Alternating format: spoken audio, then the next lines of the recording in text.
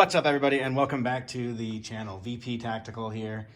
So the long-awaited Wilson Tactical trigger install for your various caliber rifles is here. So I went ahead and actually did the installation.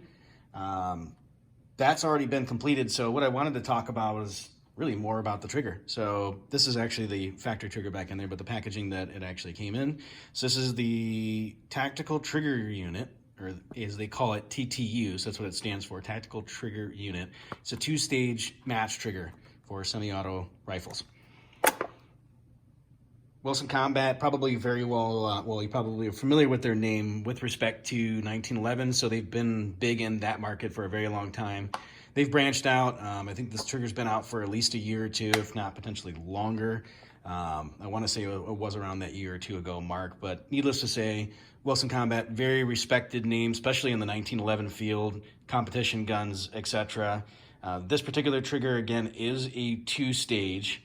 It is 4 pounds according to their specifications. Again, it is a match trigger. It is CNC machined and also what they call EDM cut from solid stock. So big benefit there. In addition, aside from the CNC machining, EDM cutting from the solid stock, they also created the hammer, trigger, and disconnector from H13 steel. So if you're not familiar with that, especially according to Wilson Combat's own information, H13 steel apparently is supposed to be virtually indestructible. They've also done some heat treating as well to complement that. And what I wanted to show you too as well, I brought out my trusty trigger gauge to see if, in fact, this does match in line with respect to the manufacturer's claims of 4 pounds.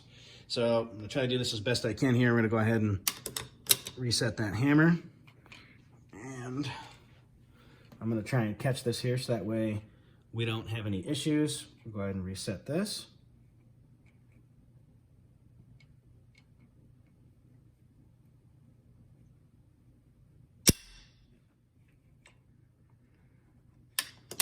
Okay, so first one, a little over 4, just under 4.5 pounds. So we'll go ahead and reset it. We'll do 3.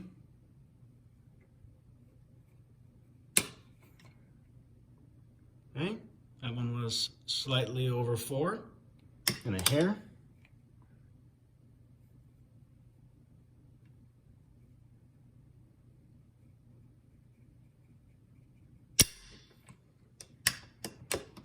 And that one came in right around about 4.5 pounds. So I think that that's to be expected. And I didn't mean to let that hammer slap like that, but unfortunately, apparently I didn't catch it good enough both times. But that was the last and final reading there.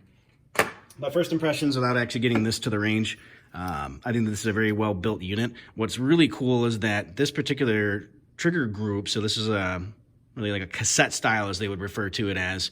This one, you actually don't even have to remove your safety detent and or pull out the safety selector switch and take the grip off. This one actually just slides underneath that. You have to have it in the fire position when you do the actual installation, but it just slides right underneath that, and then there's springs that are on the back side of the trigger that basically press down against the bottom of the receiver. And you have to put a fair amount of weight on there, actually, just to get these pins in. But that's actually what retains these in place. So that way you don't have to use anti-walk pins. They actually included a set of pins with the trigger. And then on top of that, what would, I guess, to clarify, what would normally be holding those pins in place is the actual springs from the hammer and then also the trigger. So those are usually on the indentions of the pins themselves, whether it's the trigger pin or the hammer pin. So in this case, it's actually just spring pressure right here in the very back, which is pushing against the bottom of the receiver. So it did take me a little bit to actually get that in. But overall, I think that this is a pretty fantastic trigger. It does look like it has a safety mechanism built in here. It looks like a half cock feature. So if you accidentally let go of the trigger, it's not going to fire all the way, or if it was dropped, for example. Of course, we won't always rely on that, but that's definitely a nice safety feature, to say the least. Looks like very little take up on the trigger, so you can see that. Very slight, maybe a millimeter or 2.